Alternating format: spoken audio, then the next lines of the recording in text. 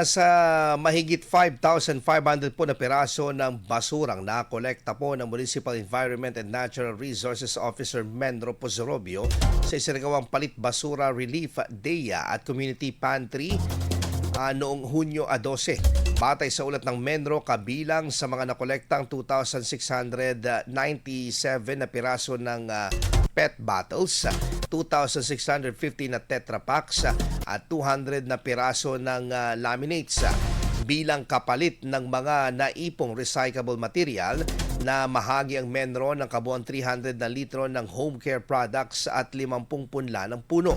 Kabilang sa mga ipinamahaging produkto ang liquid detergent, fabric conditioner, hand soap, disinfectant bleach at dishwashing liquid.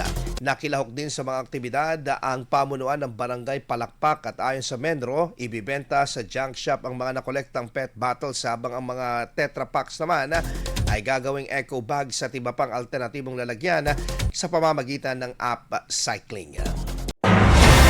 IFM News. IFM News. IFM News.